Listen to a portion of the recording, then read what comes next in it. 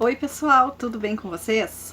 Bom, eu tô aqui para dar continuidade no vídeo que eu fiz anteriormente. Eu fiz um vídeo pequenininho para vocês mostrando por que eu parei de gravar os vídeos sobre o meu emagrecimento, né? E eu falei que eu ia dar continuidade falando para vocês e contando o que realmente aconteceu comigo. Bom, eu já tentei gravar esse vídeo uma vez e deu errado. Aí agora eu tô aqui, eu tô mais baixa que a janela, por isso que a luz não tá muito boa. Eu tô sentada numa cadeirinha baixa que fica mais confortável pra mim. E vamos lá. Vou tentar de novo repetir tudo que eu já tinha falado durante 15, 16 minutos. Bom, eu já tinha emagrecido bastante, tinha perdido bastante peso. O último vídeo que eu fiz sobre meu emagrecimento eu tava em 14 quilos e eu cheguei a 24 quilos. Bom, e aí eu descubro que estava grávida. Pois é, esse foi o motivo, um dos motivos por eu ter parado de gravar. Eu, no meio do ano de 2017, em junho de 2017, julho de 2017, entre junho e julho, eu descobri a minha gravidez. A minha menstruação atrasou e atrasava normal porque eu sou super desregulada. Mas nesse período eu tava com ela mais certinha e quando eu fico com ela um pouco mais certinha, eu sei que eu tô grávida. E eu corri o risco também. Bom, eu tenho 3 filhos e essa gravidez não tinha sido planejada. Mas aconteceu e aí eu vou contar pra vocês tudo o que aconteceu, que eu tive que fazer curetagem e tal. Bom, eu fiz o exame, o teste, eu já tava atrasada uns 8 dias. E eu tava com enjoo, eu tava com bastante sintomas de gravidez, né? Aí eu fiz o teste e deu positivo. Não tinha sido planejado, não era o que eu tava querendo naquele momento. Eu tava em estágio, eu tava fazendo curso. E eu até meio que pirei, né? Eu digo, ai meu Deus, agora emagreci bastante, não sei o que, engravidei e tal. Acabou que eu não contei pras pessoas. De início eu demorei bastante pra contar, né?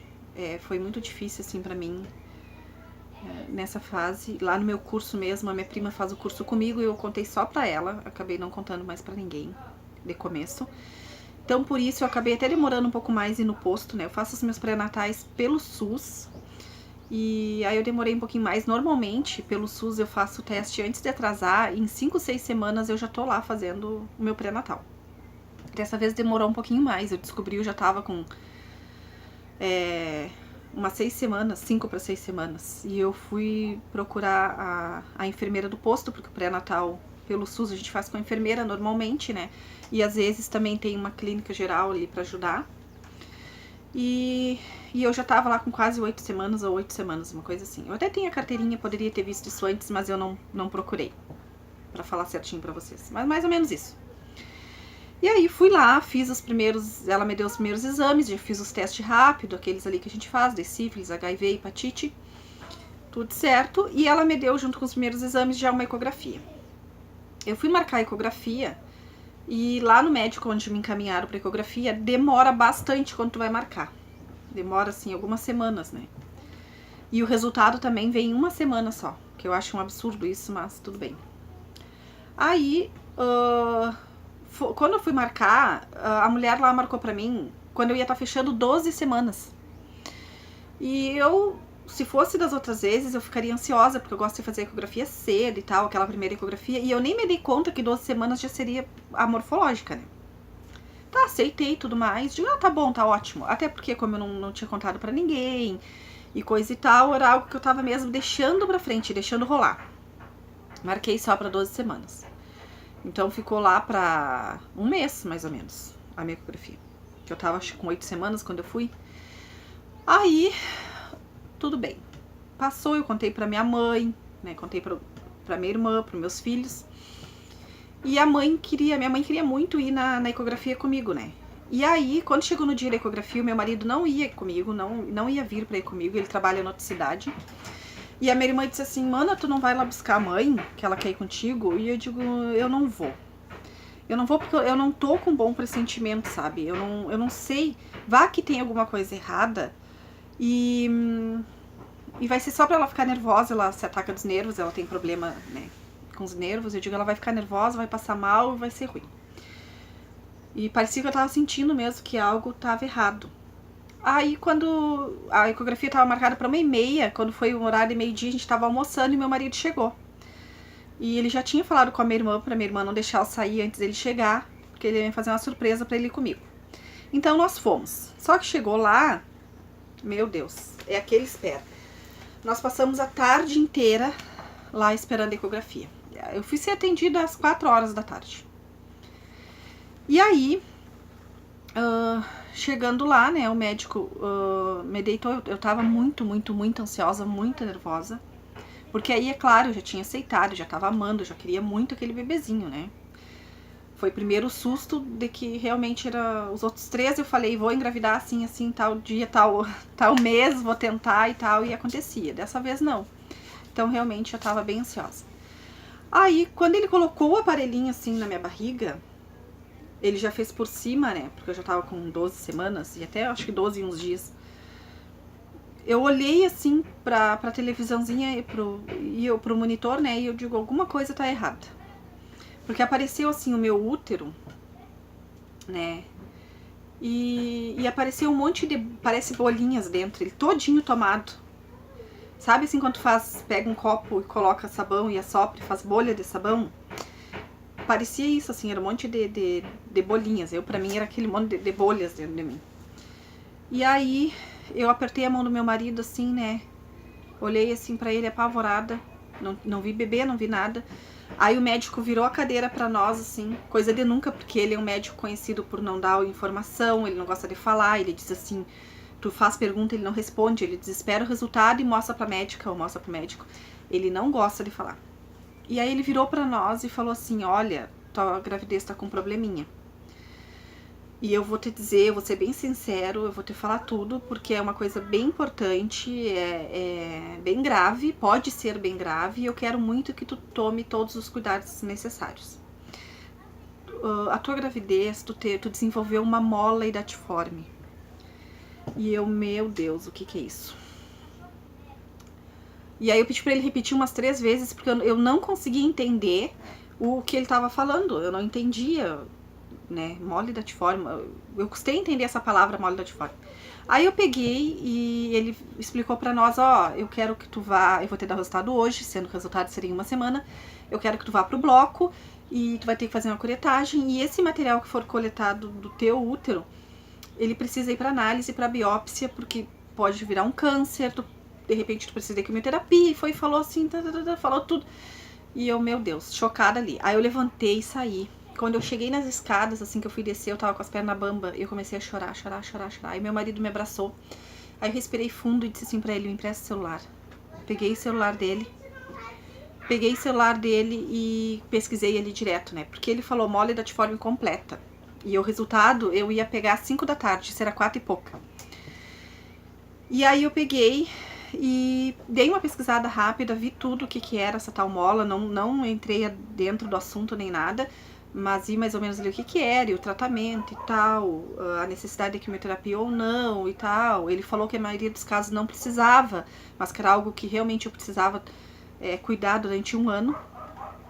E aí eu olhei tudo ali rapidinho, ainda eu fui a ser aniversário do meu filho e eu precisava ir numa lojinha lá comprar umas coisas de embalagem que faltava. Fui na lojinha chorando, assim, bem ruim. Voltei pra pegar o resultado do exame. Aí ele me deu o resultado do exame e eu fui pro bloco. Antes de chegar no bloco, eu liguei pra minha irmã e falei, vou me atrasar um pouco, porque eu achava que eu ia chegar lá, ia fazer a tal curetagem e voltar pra casa. Linda e bela. Aí, entrei lá no bloco, nervosa e tal, e aí uma médica me atendeu, ela veio, olhou a minha ecografia e falou assim pra enfermeira, faz a internação dela, ela vai ter que ir pra um quarto. E eu, o quê? Internação? Fiquei chocada, né? Apavorada de como assim internação? Aí ela mandou eu passar pra salinhas ali de observação que tem, né? Onde as gestantes ficam esperando pra ter bebê. Me deitaram numa cama e eu fiquei ali. Aí daqui a pouco ela veio e disse pra mim, olha, nós precisamos fazer a curetagem em ti, mas pra isso nós temos que colocar uns comprimidinhos e colocando de 4 em 4 horas esse comprimidinho pra ajudar o teu útero a dilatar, pra facilitar a curetagem em ti. E eu fui e falei, digo, doutor, o que tá acontecendo comigo? Fingi que eu não tinha pesquisado nada, fingi que o médico não tinha me dito nada e perguntei isso. E ela falou assim, não aconteceu nada. É que, na verdade, tu não desenvolveu placenta e um bebê não sobrevive sem a placenta. Então, a gente vai ter que fazer essa curetagem e tirar. Só isso. Simplesmente ela falou isso. Aí, eu peguei e fiquei, né? Eu digo, essa médica tá de sacanagem comigo, porque não foi isso que eu li, né? Não é isso, a mola da tiforme não é que não desenvolveu placenta e coisa e tal, não é só isso, né? Então eu peguei e fiquei ali aguardando, né? Eles colocaram o primeiro comprimidinho perto das 8 horas da noite, 7 e pouca, e às 8 horas trocaria o plantão. Ela me disse pra mim assim, ó, de 4 em 4 horas tu vai colocar o comprimidinho, mais tarde a gente vai te liberar pro quarto, tu vai comer alguma coisa e depois tu vai ficar em jejum. Amanhã de manhã tu vai voltar pra cá pra fazer a tua curetagem, tu vai ter que estar em jejum. Tá, ok. Só que nisso trocou o plantão. E aí entrou a doutora Júlia. A doutora Júlia foi vendo os pacientes, assim como eles fazem, o outro médico passou o plantão e ela segue indo ver os pacientes que estão ali, né? Aí ela chegou em mim, ela pegou uma cadeira, ela sentou do meu lado e ela me explicou tudo sobre a mola. Tudo. Ela deixou bem claro que eu não poderia gestar durante 1 ano, e de todo o procedimento, tudo que eu deveria fazer, dos betas que eu deveria fazer semanalmente, depois mensalmente. E ela me deixou bem, assim, me esclareceu tudo. Que a outra médica não falou, essa médica falou. Ela foi muito legal. Só que nisso, 8 e pouco em seguida que ela entrou no plantão, eu comecei a perder muito sangue. O meu sangue jorrava, assim, eu jorrava nos meus pés. E aí ela olhou, né, o meu sangramento e disse assim, não tem como eu te mandar pro quarto. Tu tá com muito sangramento, eu prefiro que tu fique aqui, porque daí eu tô aqui também, qualquer coisa que aconteça, eu tô pertinho e eu posso ficar te cuidando durante a madrugada. Então eu vou te deixar aqui, eu não vou te mandar pro quarto, que nem a outra médica tinha dito, né. E tu vai ficar aqui, tu já vai ficar em jejum, porque tu tá com muito sangramento e de repente a gente tem que fazer essa curetagem antes do tempo esperado, de repente até na madrugada. E eu só tinha almoçado, gente, bem pouquinho, assim, no horário de meio-dia, um pouquinho antes do meio-dia. Eu só almocei um tiquinho, assim, tava louca de fome. Aí, ok, fiquei ali. Daí ela pegou e disse assim pra mim, quem é que tá contigo? Eu falei, meu marido. Ela pediu pra enfermeira, chama o marido dela. Aí ele entrou lá, e ela fez ele sentar assim, do meu lado, e falou tudo que ela falou pra mim. Tudo sobre a mola. Ela falou pra ele. Dos riscos e tudo mais. Porque antes dela entrar no plantão, entre a hora que eu entrei 5 e pouco até as 8, eu perguntei umas 3 vezes pra enfermeira como que fazia pra mandar esse material pra biópsia. Porque eu não sabia que todo o material que era retirado ia pra biópsia. E eu perguntei, a enfermeira não sabia me dizer. E eu digo, imagina se tiram isso de mim e simplesmente botam fora, jogam no lixo, sei lá, e eu não vou fazer esse exame que precisa ser feito, que o médico lá falou tanto que precisava ser feito, né? Só que aí ela não, ela foi e falou, né, da biópsia e coisa e tal. Eu digo, graças a Deus que trocou de médico, graças a Deus. Se eu tivesse ficado só com aquele plantão, ela teria feito a curetagem, teria me mandado embora pra casa e, como ela disse pra mim, vida que segue. Ela disse assim, agora tu faz a curetagem e vida que segue. Aí eu peguei e ele explicou tudo ali pra ele e deixou ele ficar ali comigo, né? Aí ele ficou ali comigo durante algumas horas, ele só saiu mais na madrugada porque tinha uma moça do meu lado, assim, que tava em trabalho de parto mais intenso e nem ele tava à vontade de ficar ali porque é aberto, só tapa assim com uma meia parede, né? E eu tava lá do banheiro, então todas elas que precisavam ir no banheiro passavam por ele. E ele tava muito nervoso com isso, e aí ele saiu, a médica pediu pra ele sair, ele saiu. Aí tá, só que eu cada vez perdendo mais sangue, começou a me dar enjoo, eu comecei a vomitar. E a noite foi passando, e eu ali passando mal. Aí ela não fez a curetagem na madrugada, porque meu útero não dilatava tanto, não tava dilatado o suficiente. E ela foi esperando. Ela disse, não, vamos fazer amanhã de manhã. Quando chegou de manhã, ela deu uma enrolada, aí ela pediu um raio-x. E ela pediu um raio-x de urgência, só que ela pediu de madrugada esse raio-x. E ninguém deu jeito de me levar pra fazer esse raio-x. Toda hora ela perguntava, e o raio-x, e o raio-x? Ainda não foi pro raio-x, ainda não foi pro raio-x. E eu nem entendia por que eu tava raio-x, né? Não fazia a menor ideia por que eu tinha que fazer o raio-x. Aí, quando foi amanhecendo o dia, não tinha feito raio-x em mim. E agora não lembro se eu cheguei a fazer, acho que 20 minutos antes de trocar o plantão. Um pouquinho antes, o plantão trocava às 8 da manhã. E aí me levaram pro raio-x, tipo, um pouquinho antes das 8. Só que assim, gente, eu não parava de pé. Eu só vomitava. Assim, vomitava já uma água, não tinha que vomitar. Porque nem água deixavam eu tomar mais. E eu tava passando muito mal, era muito sangramento. O cara me colocou na cadeira de roda. E assim, eu fui com toda a minha força que eu tirei lá do fundo de mim, porque não tinha mais.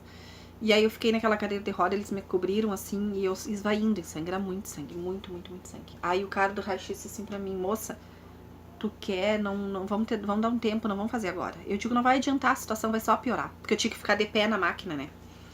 E eu não tava conseguindo, porque a minha pressão começou a baixar, e eu quase não conseguia parar.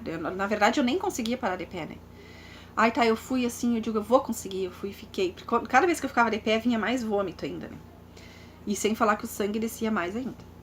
Ai tá, consegui ficar. Eu tava toda suja de sangue, andando nos corredores do hospital. Ainda bem que tinha um lençol me cobrindo assim, né? Mas foi horrível. Aí meu marido foi comigo até no raio-x, a gente bateu o raio-x e voltamos. Quando nós voltamos, ela já tava passando o plantão pro outro médico, o próximo médico. Aí tá, explicou tudo pra ele e ele ficou comigo. Só que nisso, que ela saiu do plantão, ele falou assim pro enfermeiro, dá um jeito de levar essa menina pra Porto Alegre.